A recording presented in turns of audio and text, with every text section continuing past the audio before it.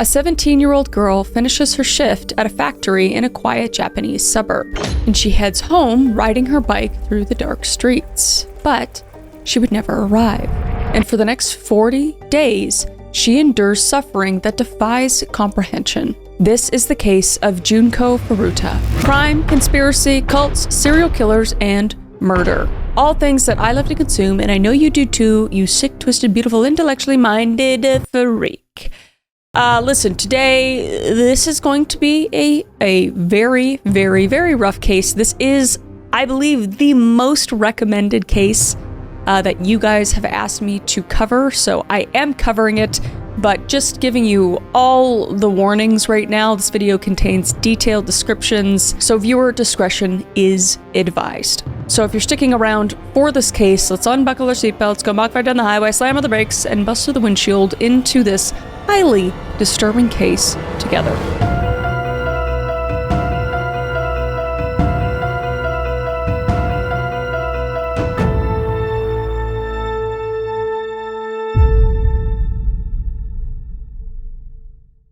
Alright, I'd like to talk about something I use on a daily basis, and that is a VPN. And if you are not using a VPN, you're probably leaving your personal data wide open. And that's why I partnered with Surfshark. Thank you to Surfshark for sponsoring this video. Now here's what I love about it. One subscription covers unlimited devices at the same time. So my phone, my laptop, my tablet, all of it. And it's got a web content blocker that works as parental control. Very important. And an email scam checker that literally scans your inbox for phishing attempts. My email was full of them, all right? And I know that yours is too. And Surfshark now covers 100 countries, more than any other VPN on the planet. So whether you're traveling, streaming, or just trying to stay safe on public Wi-Fi, Surfshark has you covered on every platform.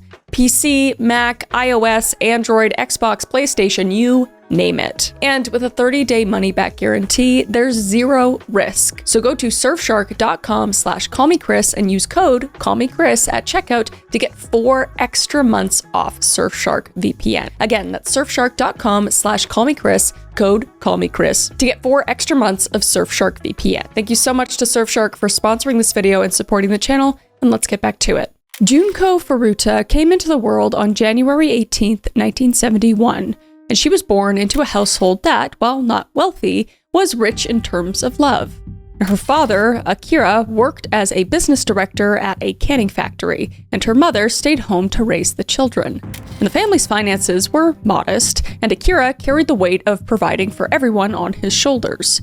And Junko was the middle child, with an older and younger brother. And by all accounts, the Furuta home was a happy one, and her parents encouraged Junko to chase her dreams, and she would. And Junko was the type of girl to help her mother with chores around the house without being asked. She was very devoted to her family, and she adored them, and they adored her back. And the Furutas lived in Misato, a town in Saitama Prefecture. And I just want to apologize quickly if I'm saying anything wrong. I have all the pronunciations up for myself, but I'm sure I'm still saying them slightly off, so apologies in advance for that. But Saitama sits in the southeastern part of Japan within the greater Tokyo metropolitan area. But it was a relatively nice community, and Junko would greet her neighbors politely whenever she saw them, always considerate and respectful. So it had been clear that she was raised right. And everyone who knew Junko described her in the same way: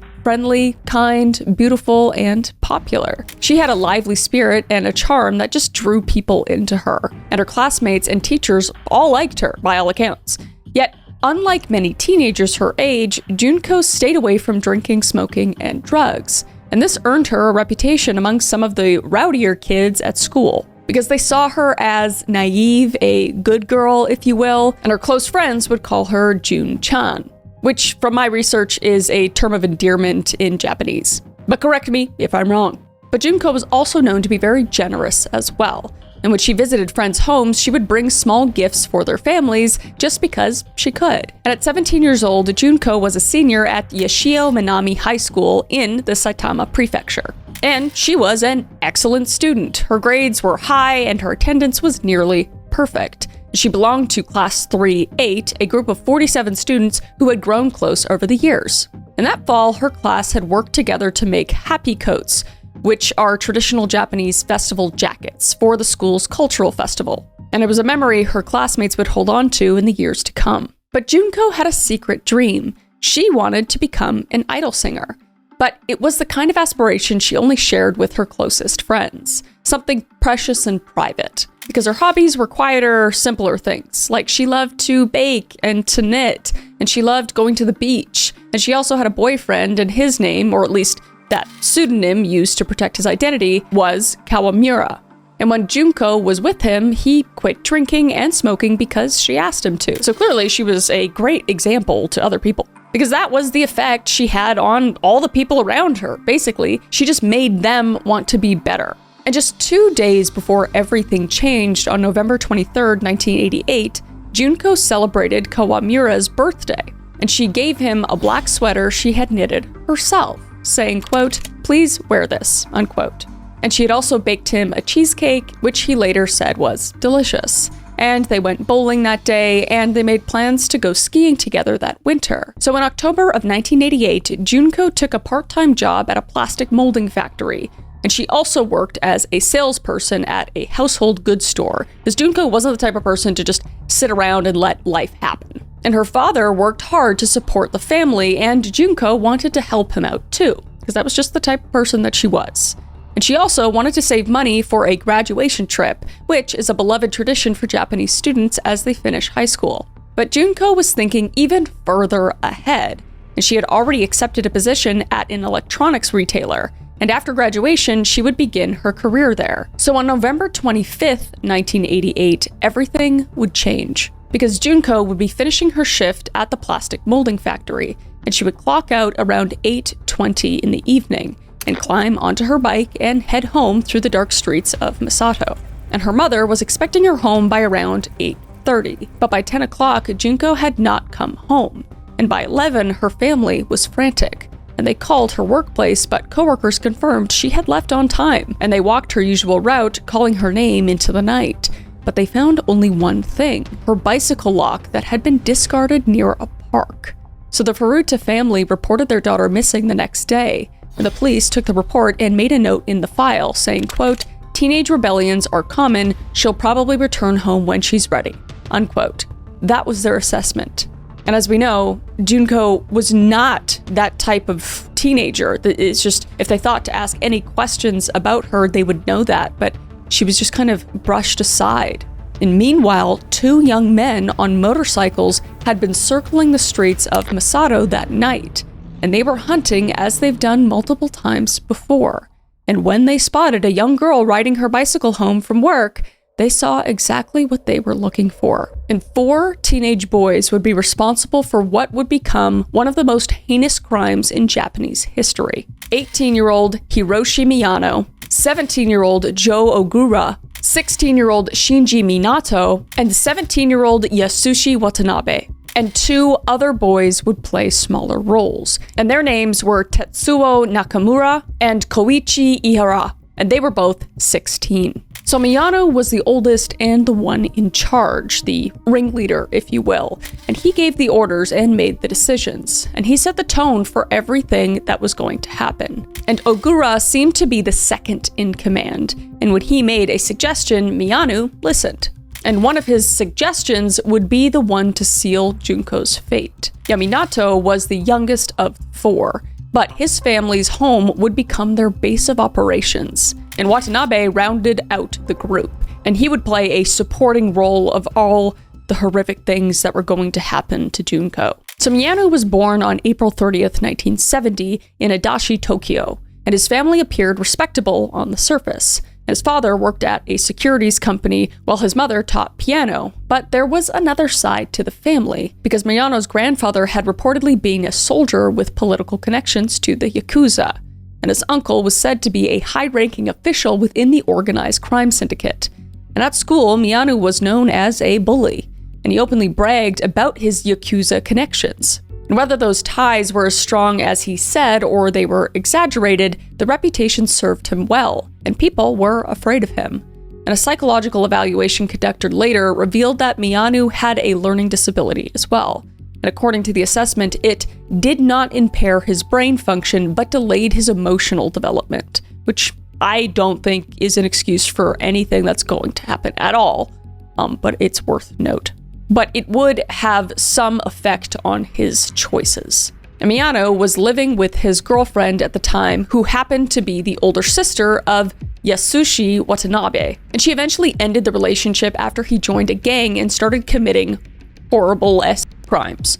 But all four boys had dropped out of high school by the summer of 1988, but Miyano's troubles had started long before, and he had already been shoplifting and damaging school property at that point, and the pattern only continued and escalated as he got older. But Minato's background was different, and he was born in 1972, and his parents were reportedly Communist Party members who raised him strictly.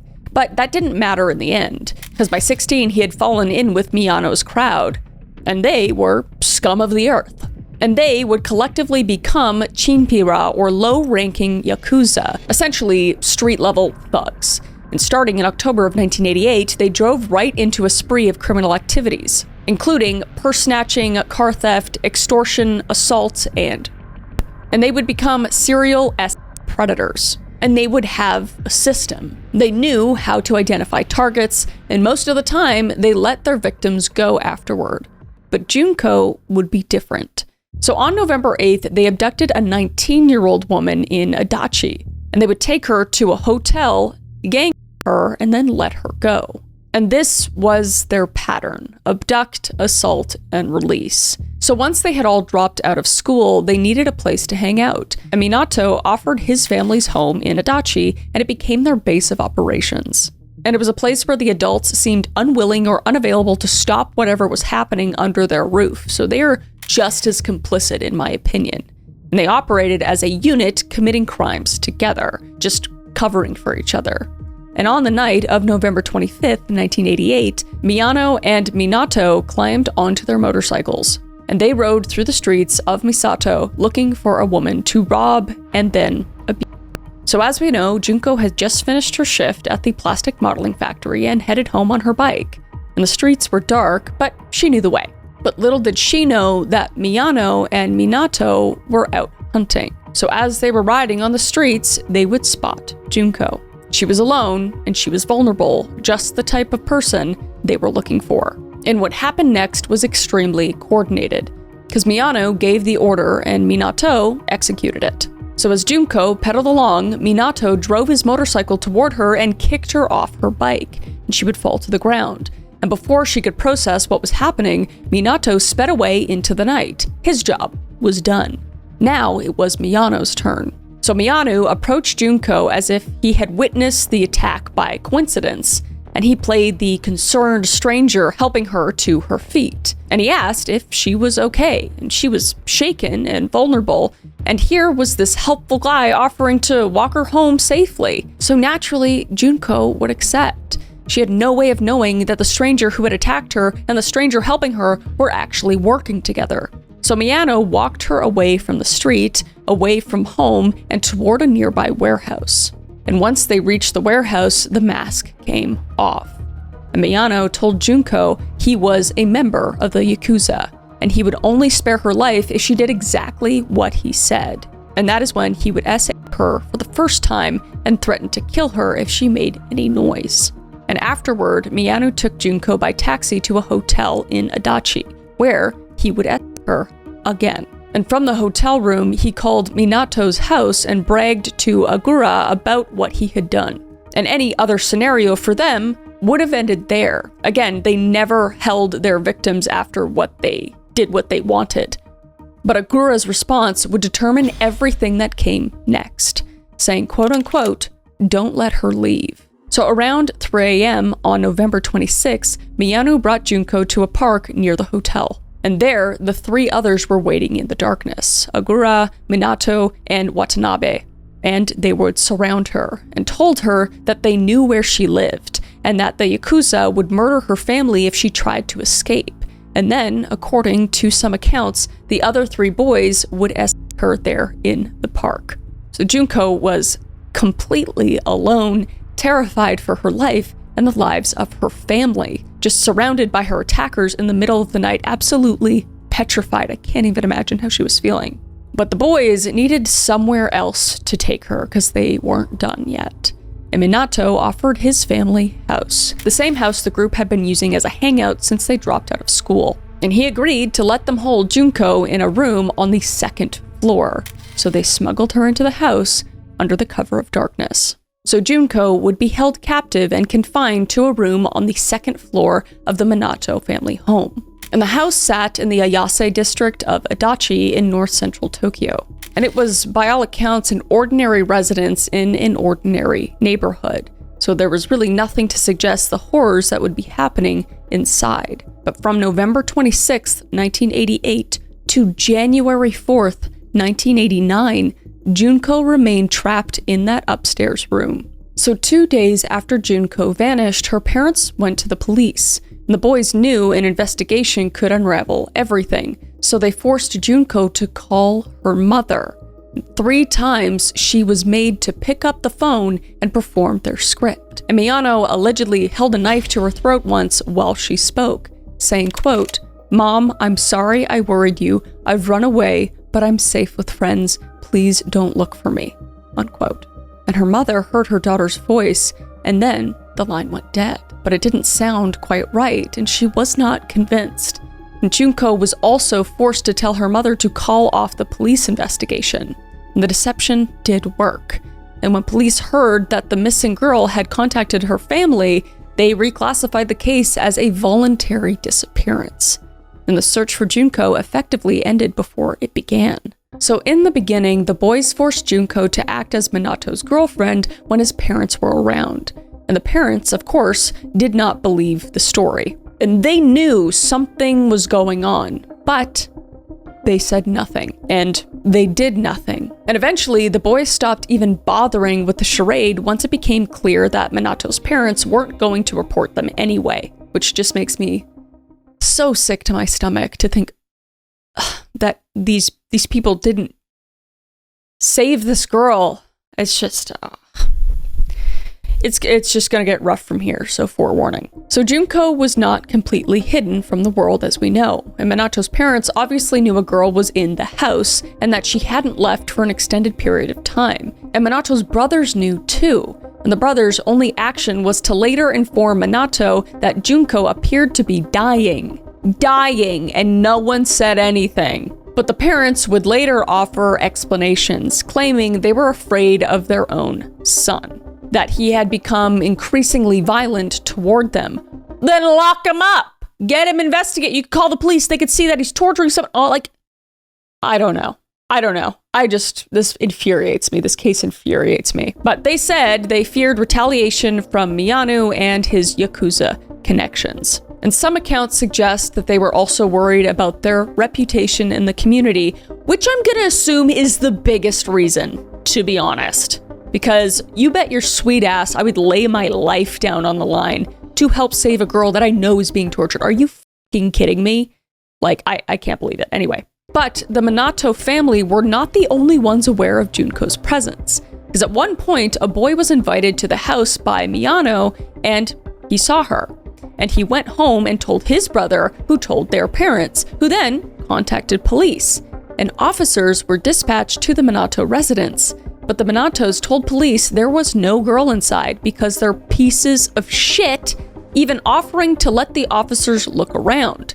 And because they had no reason to doubt the parents, the police declined to search.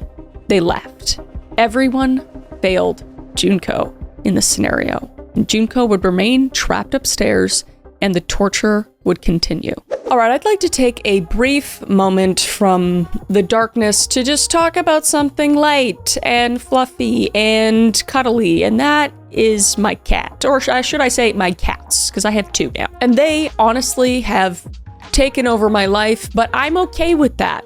But what I'm not okay with and not fine with is looking at cat food ingredient lists and having absolutely no idea what I'm feeding them. And that's why I switched to Smalls about 6 months ago. Now, Smalls makes fresh protein-packed cat food with 100% human-grade, preservative-free ingredients. The kind of stuff you'd actually find in your own fridge. delivered right to your door. You just share your cat's preferences and health info, and they build a personalized meal plan. And Forbes ranked Smalls the best overall cat food, and after switching, 88% of cat owners reported their cat's health improved overall. And my cats are obsessed. They will not stop meowing in the morning until it is in front of them. But if for whatever reason your cat doesn't like the food, Smalls will refund you, risk-free. So for a limited time, because you're a crime, conspiracy, cults, and murder listener, you get 60% off of your first order plus free shipping when you head to smalls.com/cccm. That's smalls.com/cccm.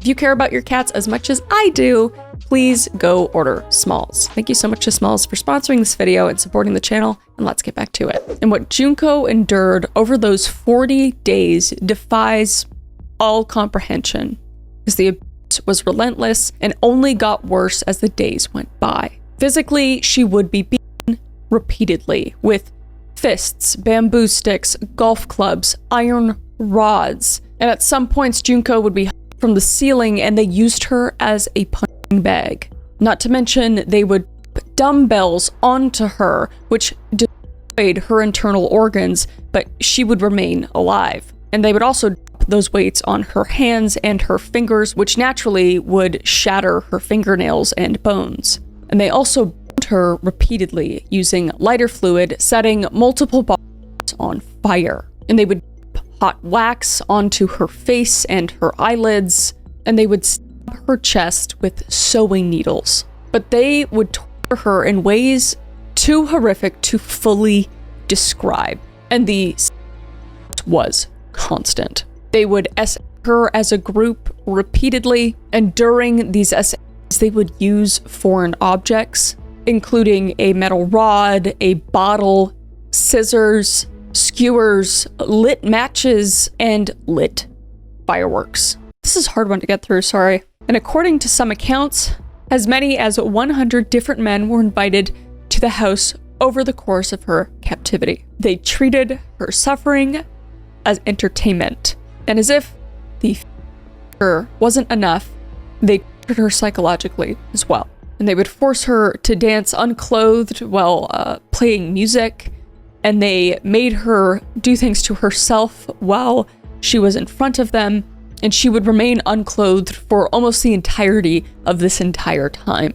And sometimes they would make her stand on the balcony when it was freezing outside, and when they grew bored, they actually would put her inside a freezer for hours, and they would force her to eat live cockroaches and would make her drink her own urine and would make her consume large quantities of alcohol, milk, and water. And they would force her to smoke 2 cigarettes at once and to inhale paint thinner fumes. And they would tell her lies designed to break her spirit further, like that her father had died in an accident, which wasn't true. I can't. The level of evil in this specific case it makes me physically ill. I've had to stop multiple times while filming this, so I apologize. I'm trying to keep myself together. But this one just has impacted me a lot. Not that all of them don't. It's just this one in particular has been very tough to get through. And in December, Junko would try to escape, but unfortunately she would fail. Because later on, during a night when her captors had gotten wasted, Junko saw an opportunity, and she crawled downstairs and found a phone and called the police. But before she could say a single word, Miyano caught her, and he snatched the phone away, telling the officers it was a misdial. And the police called back to verify, but Miyano assured them the call had been an accident. And the police, flat out, just accepted his word and didn't even check on what was going on in that flat. So Junko's desperate attempt to save herself had fallen through. And sadly, there would be consequences. And the punishment was severe. And the punishment would be setting her on fire and placing her head on concrete and stomping on it. And they would punch her in the face over and over. So the message was clear. There would be no escape for Junko. And within days of this her body was already beginning to fail, and it was around December where Junko began pleading with her captors to just end her, because she could not bear any more. Because by December 10th, the burns on her legs were so severe that she could no longer walk properly. And after 20 days of captivity, she had lost the ability to walk entirely. And by late December, Junko was dying because she was severely malnourished, because her captors had given her only small amounts of food, eventually reducing her diet to nothing but milk. And her body couldn't process even basic sustenance. And dehydration caused her to vomit, which just upset her captors and led to more abuse. And eventually she couldn't even keep water down. Not to mention she could no longer walk. She couldn't walk to the toilet. So she just laid on the floor, too weak to move. And due to the abuse, she was almost not recognizable, and her wounds were getting infected, and the burns covering her body had begun to rot, and the smell of decaying flesh filled the room, and the stench became so overpowering that the boys soon lost sexual interest in her, which led them to go out and kidnap another 19-year-old woman on December 27th instead. And it would be this crime that would eventually lead to their arrest. So the final attack would happen on January 4th, 1989, and the night before, Miyano had allegedly lost money playing mahjong. And when he woke up, he was angry and he needed an outlet. So he chose Junko. And according to court testimony, Miyano challenged her to a game of mahjong that day. And this was the 40th day of her captivity. And as we know, she could barely move at this point. Yet, despite everything, Junko was barely aware enough to play, but she would actually beat him at the game. And Miyano and the others went into a rage. And what followed was the most brutal assault of her entire captivity. And they would repeat the abuse they had done before with candles and wax and beatings and making her drink her own urine. And eventually she would fall onto a stereo unit and begin having convulsions. And by this point, her body was so decayed that they didn't want to even touch her directly. But at this point, she was bleeding heavily. So they covered their hands with plastic bags before continuing, making sure they wouldn't be stained by her blood. And this is when they would continue to beat her until finally Miyano doused Junko with lighter fluid and her on fire. And she apparently made weak attempts to extinguish the flames, but shortly after it happened, she would stop moving. So this final assault lasted approximately 2 hours long. So Junko had finally died from the injuries sustained during that final assault. And she died at approximately 10 a.m. on January 4th, 1989. And less than 24 hours later, Minato's brother called to deliver the news. The girl upstairs appeared to be dead, and she would be only months away from graduating high school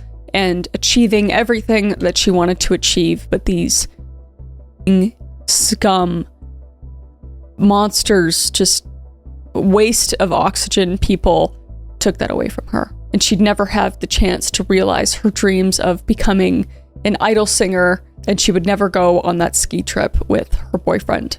And these things were stolen from her by these evil human beings. But these boys did not feel any remorse for what they did to Junko. And all they felt now was fear. Fear of being caught. Fear of being charged with murder. And now they had to deal with her body. So they would wrap the corpse into a blanket and then stuff her into a large travel bag. But before sealing the bag, Miyano added one final item. Because during her captivity, Junko had mentioned something to her captors. She regretted not being able to watch the last episode of Tonbo with her family. And Miyano found that videotape of the final episode and placed it in the bag alongside her body. And he would later claim he did not do this out of pity or remorse. He was just afraid she would come back as a ghost to haunt him. And this travel bag wouldn't be enough. So the boys got a 55-gallon metal drum and put the travel bag containing Junko's body inside. And they filled it with wet concrete to seal her away, fully hidden from discovery. Or so they hoped.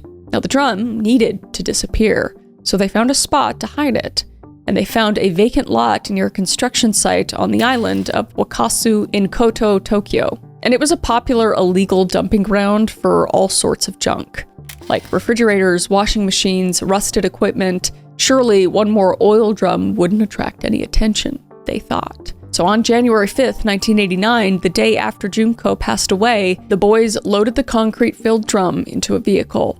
And at approximately 8 p.m., they dumped it in that vacant lot among the other discarded items, and they drove away. So Junko had been reduced to garbage, left to be forgotten. And Junko Furuta's body lay encased in concrete for nearly 3 months, and no one found her because no one was looking. And as far as the police were concerned, she had just run away from home, case closed. And the discovery would come not through investigation, but by an accidental slip of the tongue. So in early 1989, police caught up with Miyano and Agura. And the woman they had abducted on December 27th, while Junko was still suffering in the upstairs room, went to the police. And on January 23rd, 1989, Miyano and Agura were arrested for the kidnapping and SE of this woman. And they were in custody and facing charges. But nobody knew about Junko, the girl they threw away, at least not yet. So 2 months passed, and on March 29th, 1989, 2 police officers arrived to question Miyano and Agura further. And during searches of their residences, investigators had discovered women's underwear, and they wanted answers, because they were investigating a different murder. A woman and her 7-year-old son had been killed 9 days before Junko's abduction, and the case remained unsolved. So during the interrogation, the officers mentioned this was an open murder investigation, and they meant the mother and son. But Miyano heard something else, and he panicked. Believing Ogura had already confessed to killing Junko, he assumed the police knew everything. And as we know, he was wrong. So thinking the game was over, Miyano told the officers where to find the body. And the police were confused since they were still asking about a completely different crime. But now they knew, and it couldn't be taken back. So Miyano had accidentally turned himself in for the murder of Junko Furuta. The police were recovering the body. So armed with Miyano's confession, investigators went to Wakasu, and they found the vacant lot and the 55-gallon drum. And on March 29th, 1989, police recovered Junko's body. And that's when they would break through the concrete, extracting the travel bag and the blanket wrapped around her remains, and the videotape of Tonbo. And when they weighed her body, it registered just 44 kilograms, approximately 97 pounds. And visual identification at this point was impossible since Junko's face had been beaten so severely. Not to mention, the weeks of decomposition sealed in concrete left nothing recognizable of the girl who had once smiled in pictures. So investigators returned to her fingerprints, and they confirmed her identity. And the autopsy revealed the full extent of what she had suffered. And it also revealed that Junko had been pregnant at the time of her death, making the situation just that much more horrific. So the investigation moved quickly after Miyano's confession. And on April 1st, 1989, Ogura was arrested for yet another SE, and he was subsequently rearrested for his role in Junko's murder. And Minato and Watanabe were taken into custody shortly after.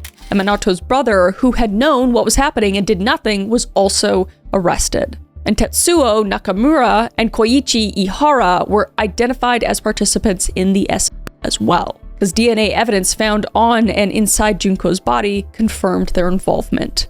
And prosecutors decided that Nakamura and Ihara would face charges of only. And the 4 main perpetrators would face the full weight of Japanese justice for juvenile offenders for her confinement and murder. So the first trial began in July 31st of 1989 in Tokyo. And under Japanese law at the time, anyone under 20 was considered a juvenile. And this meant that all 4 main perpetrators qualified, but the court would hide their identities at the time. And in official documents, they became letters. Miyano was A, Ogura was B, Minato was C, and Watanabe was D. But Junko Furuta received no such protection, and she was reportedly designated as E. But that anonymity ultimately meant nothing for Junko. Her real name and photograph were splashed across every newspaper and television program in Japan. So the court protected the identities of the killers, but it did not protect the identity of their victim. But luckily, given the severity of the crime, the 4 boys were actually tried as adults in Tokyo's district criminal court. And this was very rare for juvenile offenders. But even that exemption came with caveats, because the court still granted them protections normally reserved for juveniles, which is juvenile, honestly. And the trial itself was difficult to endure. And as prosecutors described what had been done to Junko, some people in the courtroom fainted, but all 4 defendants entered guilty pleas, but not to murder. They instead pleaded guilty to committing bodily injury that resulted in death. And this distinction mattered in terms of intent, because murder implied intent to kill.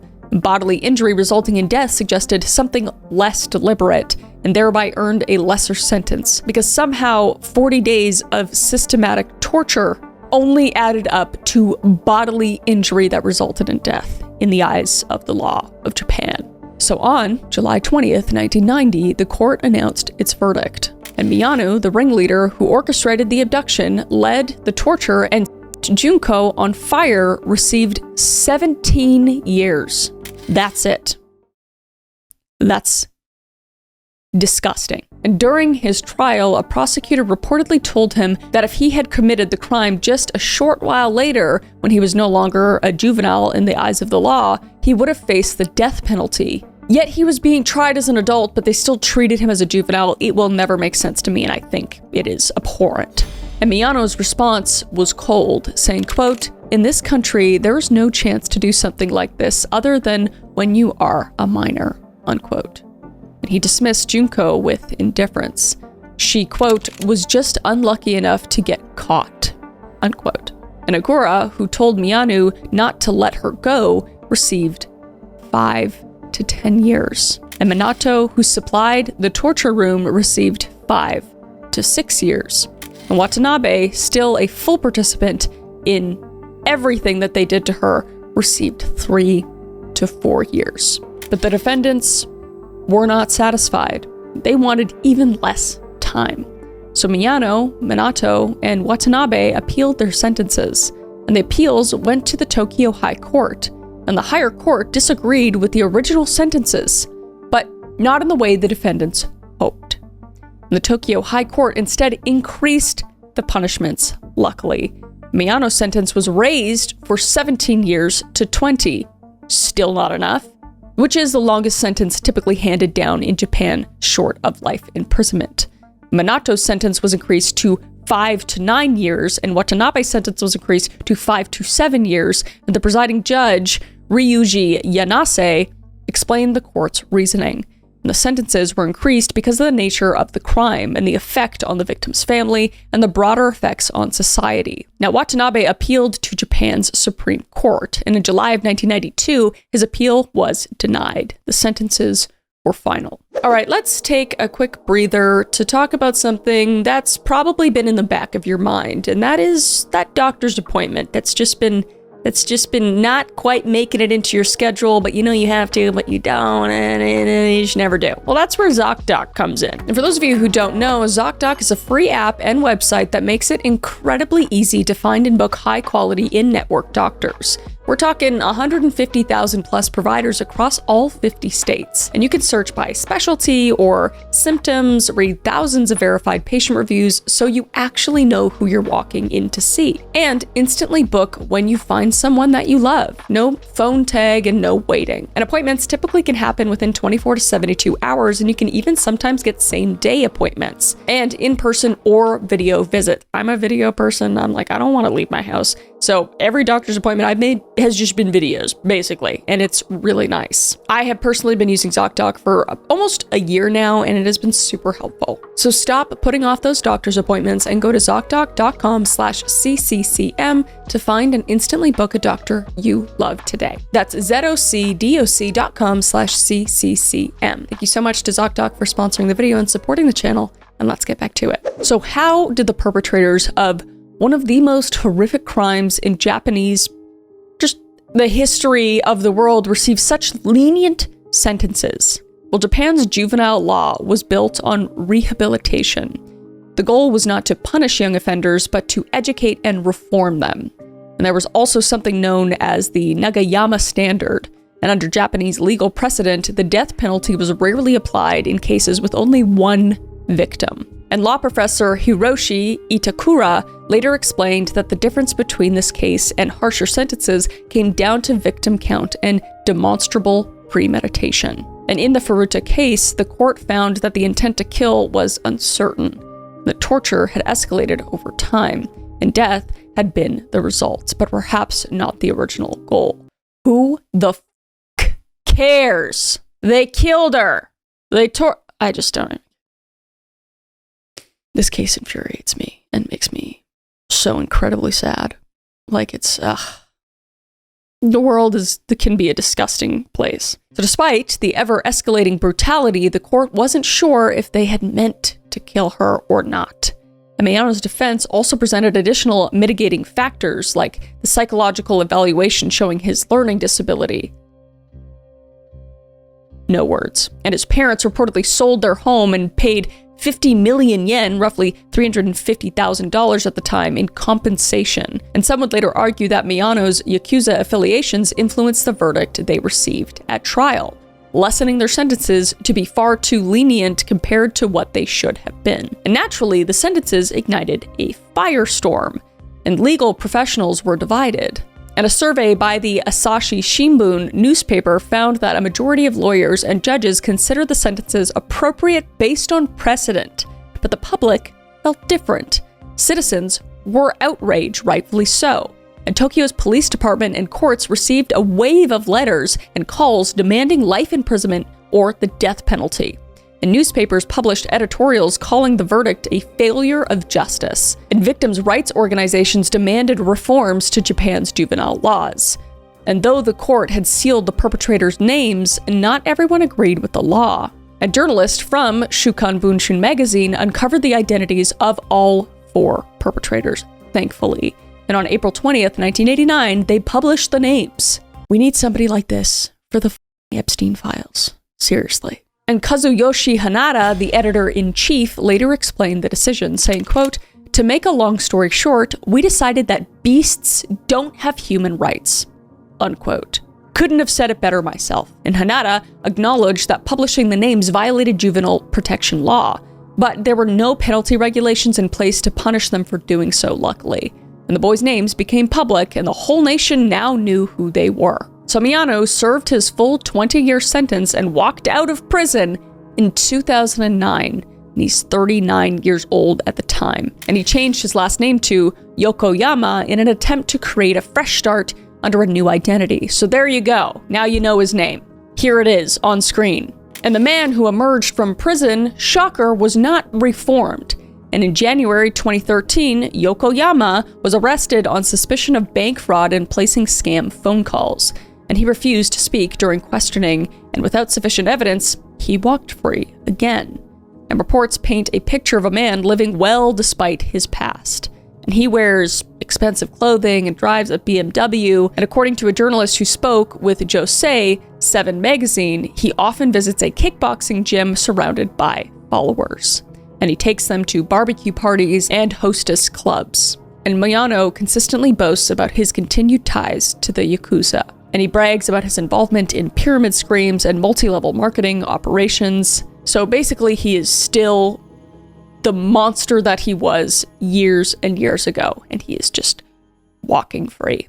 But the ringleader of Junko's torture and murder is just living freely. And I hope to God that karma comes for him, or Junko's ghost comes for him, because he deserves nothing. He doesn't deserve air. And Joe Ogura was released in August 1999, and he changed his last name to Kamisaku, so this is his name now.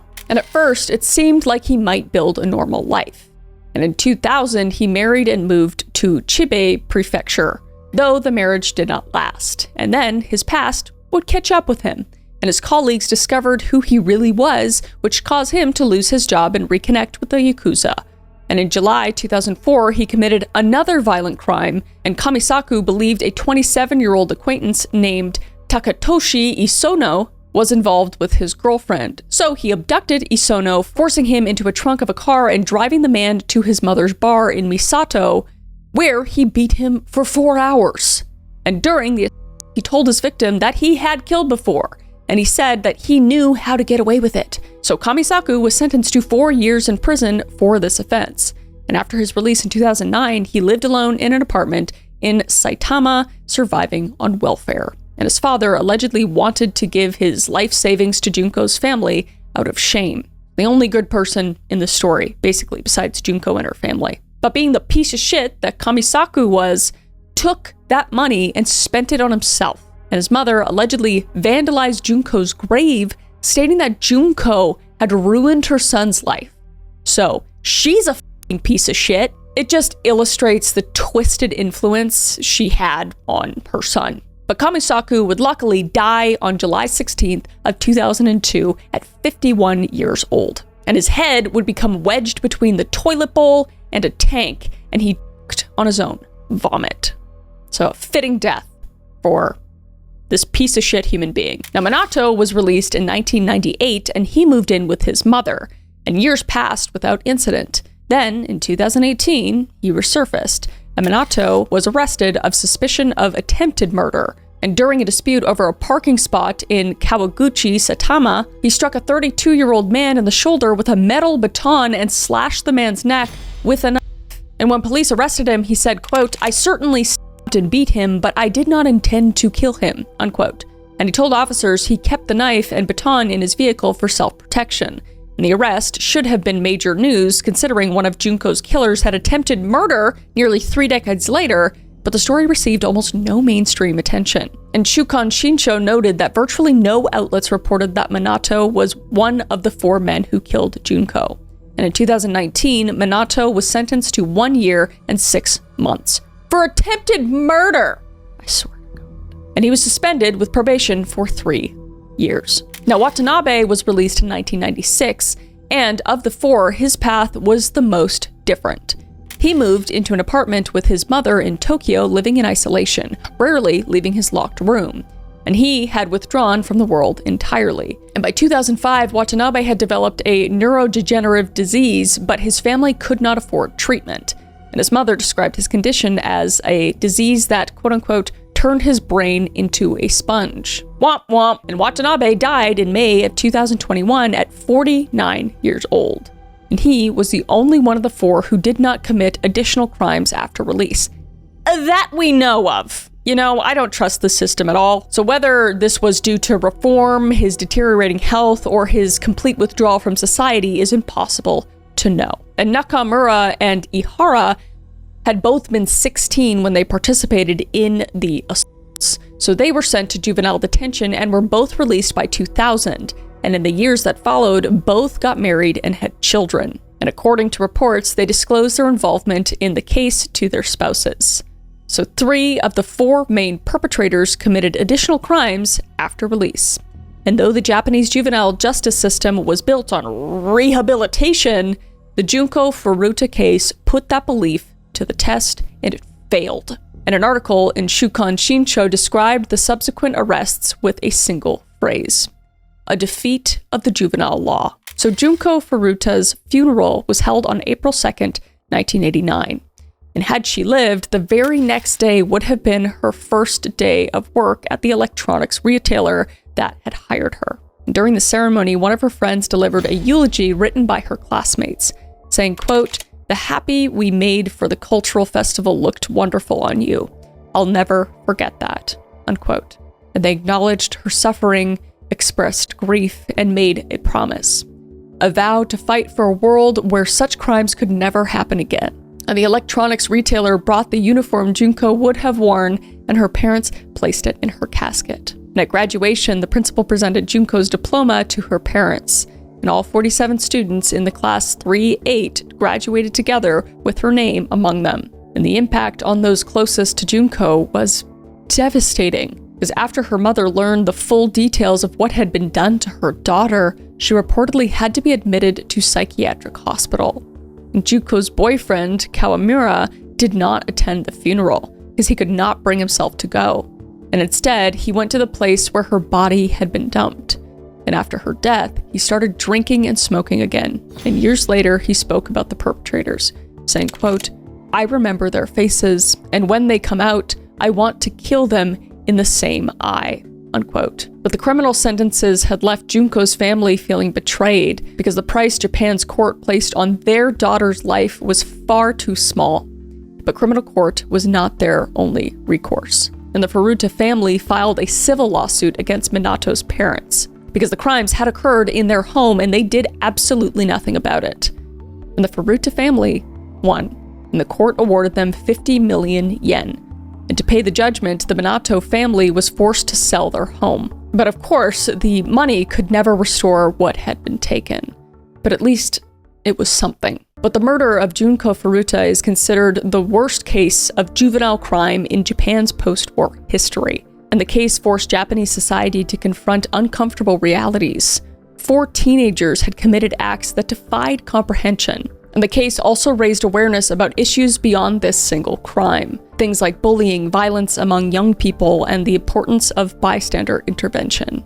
And over a dozen people had known about Junko's captivity, yet none of them saved her. But online memorials continued to remember Junko, emphasizing something extremely important. She was not just a victim. She was a person with dreams, a family, and friends who love her. The memorials ask us to remember Junko as she lived and not as she died. And that is how I will choose to remember her, and I hope that is how you will choose to remember her for the wonderful human being that she was. But that is the end of the case. If you have any other cases you want me to deep dive into, let me know down below. I always read the comments. And take care of yourself, please, and your mental health. But yeah, stay safe out there, and I will see your beautiful face in the next one. All right?